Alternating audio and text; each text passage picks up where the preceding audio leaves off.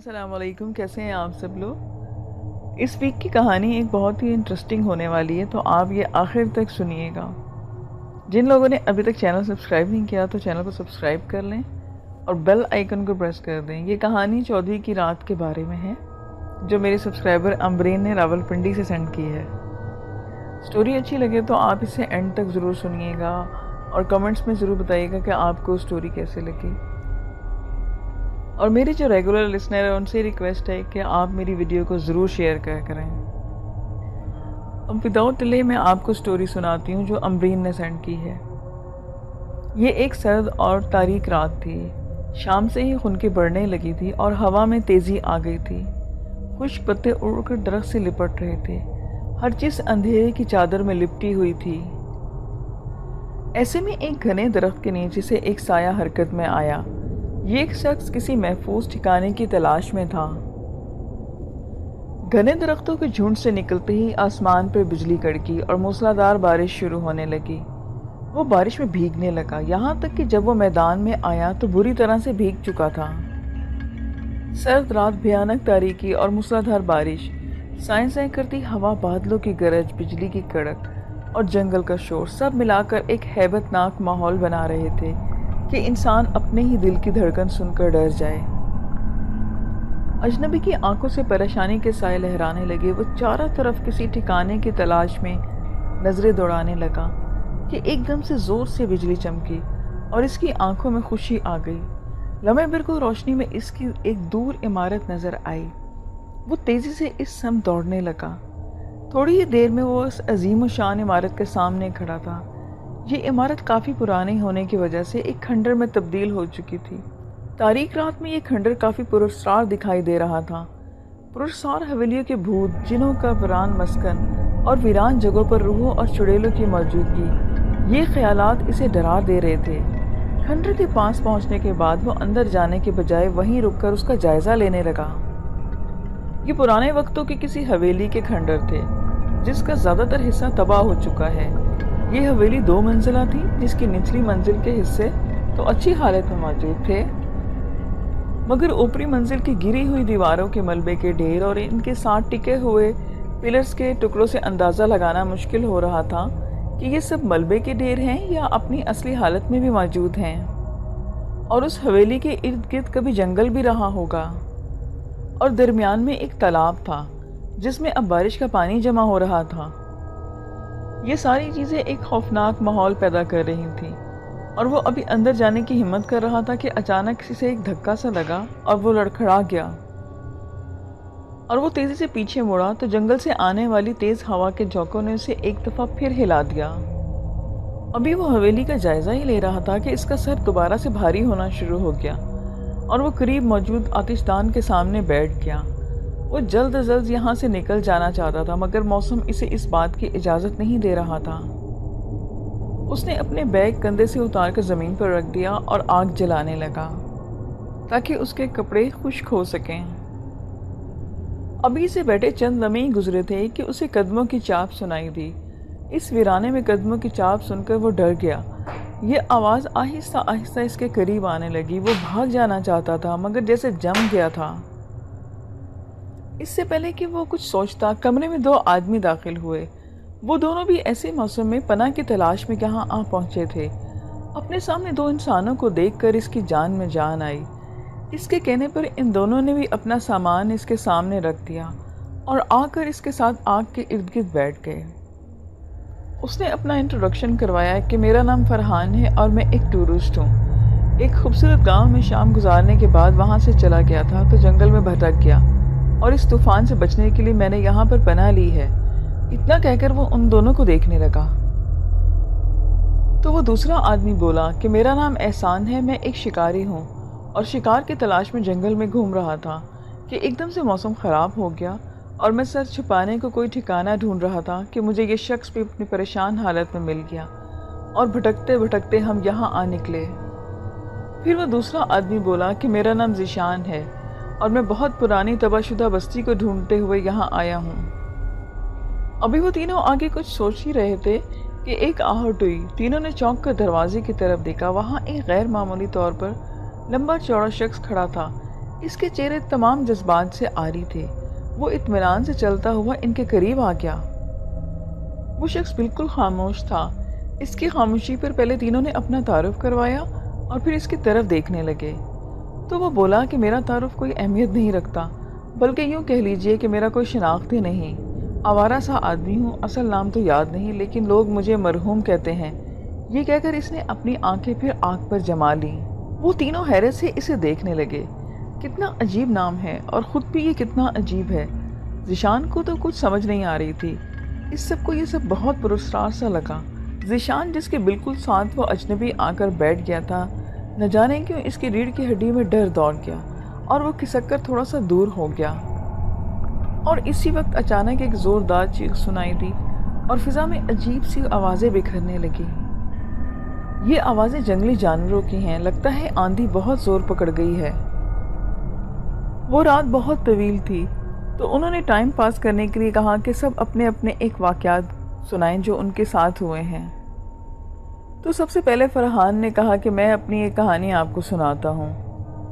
اس نے کہا کہ یہ چند سال پہلے کی بات ہے کہ یہاں سے کافی دور ایک قصبہ نوری آباد تھا، جس میں چند دنوں کے لیے میں وہاں گیا تھا۔ وہاں کے لوگ اکثر بہت ہی پرانے قبرستان کا ذکر کرتے تھے، جس کے ساتھ کی پراسرار باتیں منسوب تھیں۔ وہ درختوں کے ایک طویل سلسلے کی دوسری طرف تھا، مگر وہاں جانے کی کسی کی ہمت نہ پڑتی۔ لوگوں سے سن کر میں بہت سسپینس میں تھا کہ اس کے بارے میں جاننا چاہتا تھا، چنانچہ میں نے وہاں جانے کا پروگرام بنا لیا۔ تو میرا ارادہ رات کو صرف باہر کھڑے ہو کر اس کا جائزہ لینے کا تھا۔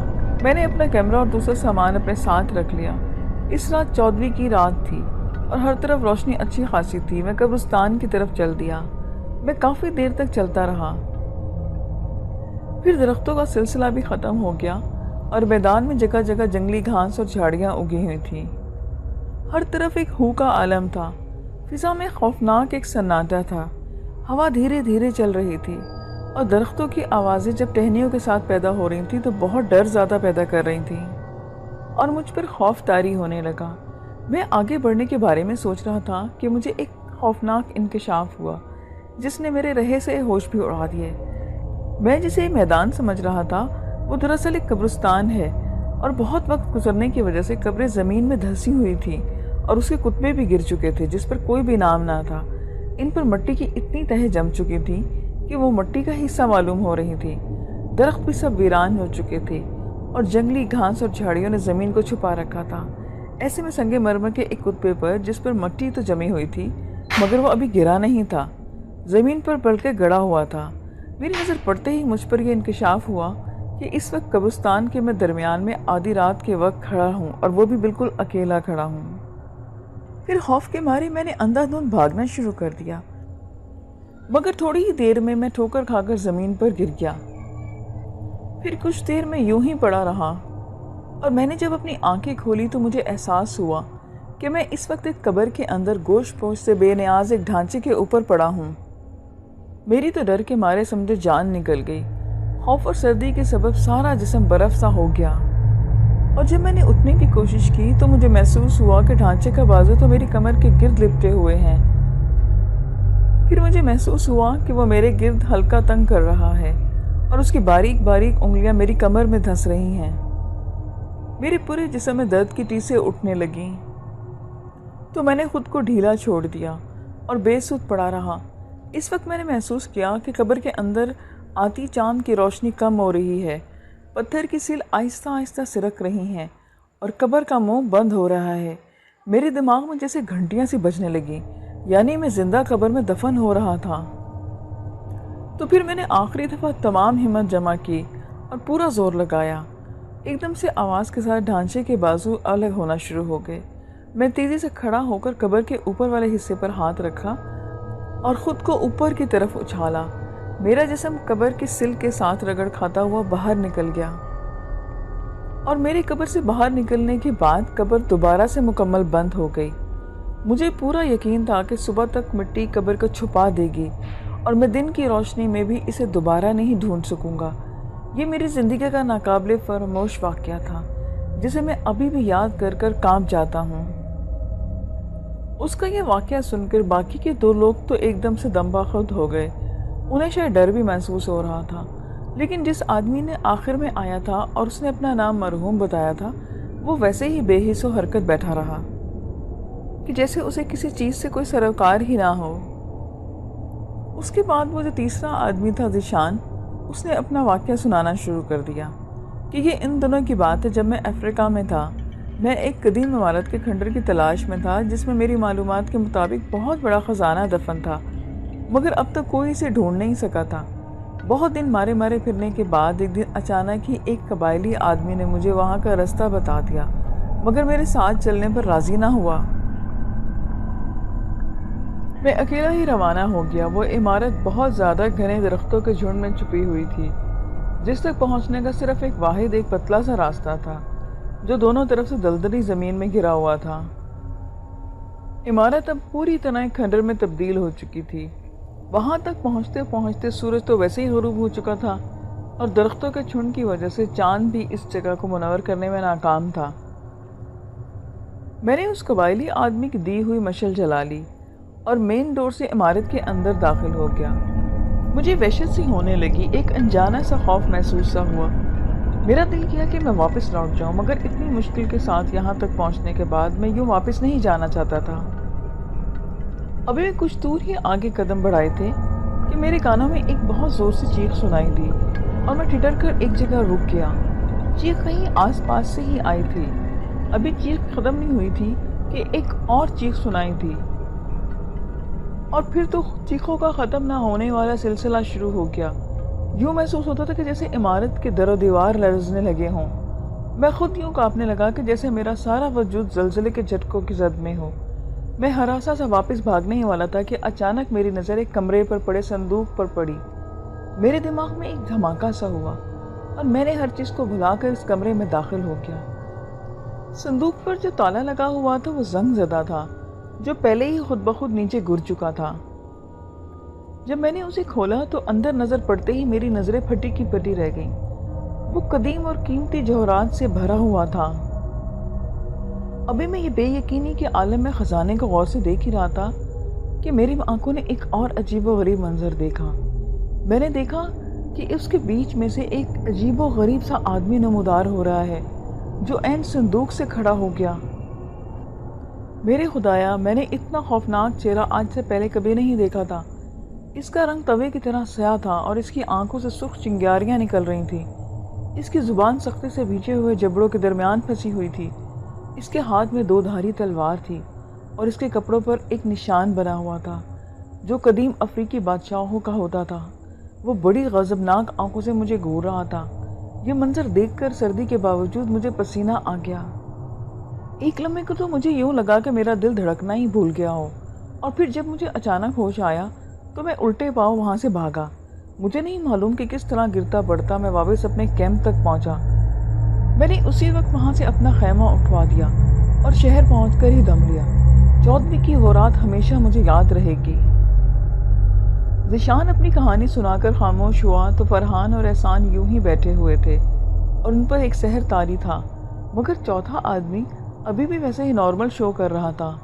پھر احسان بولا کہ آپ کے جیسا واقعہ کوئی میرے ساتھ پیش تو نہیں آیا، مگر ایک ایسا واقعہ ہے جسے میں زندگی بھر نہیں بھلا سکتا اور جس نے کم از کم مجھے خوفزدہ ضرور کر دیا تھا۔ وہ رات بھی 14ویں کی ہی رات تھی۔ میں ایک درخت کی مچان پر بیٹھا ہوا تھا۔ سامنے ایک درخت کے نیچے ایک بکری بندھی ہوئی تھی اور شیر کے شکار کی تلاش میں تھا۔ میں بدستور بکری کی جانب دیکھ رہا تھا کہ ایک دم پلک چپکتے ہی بکری میری نظروں سے اوجھل ہو گئی۔ میں نے آنکھیں مل کر دیکھا تو وہاں بکری کی جگہ شیر کھڑا تھا۔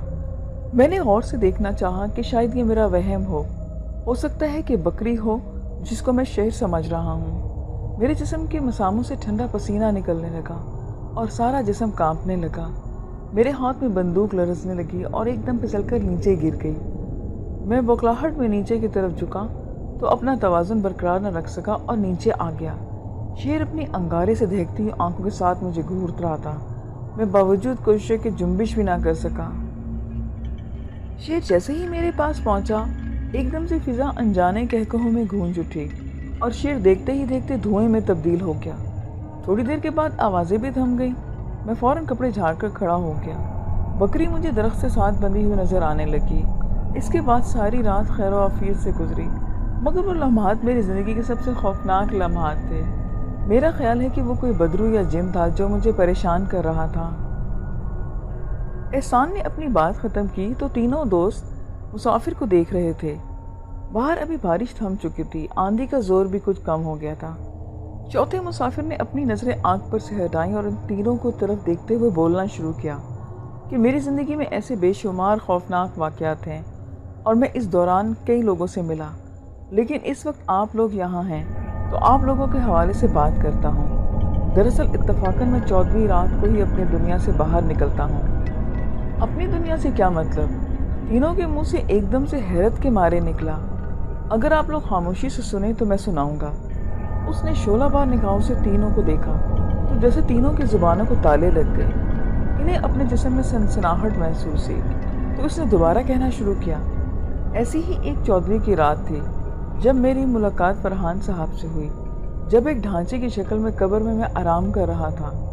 ہاں، شیر اور بکری کا بھیس بدلنے میں تو مجھے اتنا لطف نہیں آیا، لیکن ہاں مردے کی صورت میں ذیشان صاحب سے ملاقات خوب تھی۔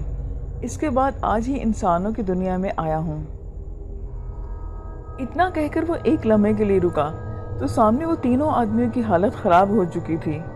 اس کے حلیے اور پراسرار انداز اور باتوں سے اندازہ ان کو ہو گیا تھا کہ وہ انسان نہیں بلکہ کوئی اور ہی مخلوق ہے۔ یہ سوچ کر ان کا رنگ فک ہو گیا اور پورا وجود کپکپا رہا تھا۔ ان میں کسی کی ہمت ہی نہیں ہو رہی تھی کہ اپنی جگہ سے ہلے۔ اس نے اپنی بات جاری رکھتے ہوئے کہا، پہلے میں بے وقوفی کرتا تھا کہ لوگوں کو ڈرا کر چھوڑ دیتا تھا اور وہ دوسروں کو قصے سناتے پھرتے تھے۔ اب مجھے حکم ملا ہے کہ کسی کو بھی زندہ مت چھوڑو۔ اتنا کہنا تھا کہ وہ تینوں اٹھ کھڑے ہوئے جیسے ان کے جسم میں بجلی سی بھر گئی ہو۔ ان تینوں اور ان کے سامان کے درمیان وہ اجنبی بیچ میں بیٹھا ہوا تھا۔ کسی میں بھی ہمت نہیں ہوئی کہ آگے بڑھ کر سامان لے لیں۔ اجنبی کو کھڑے ہوئے پہلے وہ تینوں حویلی سے نکلے اور دور بھاگ نکلے اور اجنبی کے چہرے پر شیطانی مسکراہٹ کھیلنے لگی۔ ان تینوں کے وہاں سے بھاگنے کے بعد وہ پرسرار آدمی نکلا اور خاموشی سے مسکراتا ہوا جنگل میں غائب ہو گیا۔ لسنرز، یہ آج کی سٹوری تھی۔ اگر آپ کو اچھی لگی ہو تو آپ کمنٹس میں ضرور بتائیے گا۔ پھر نیکسٹ ویڈیو میں ملیں گے نیو سٹوریز کے ساتھ۔ اپنا خیال رکھیے گا۔ مجھے اجازت دیں۔ خدا حافظ۔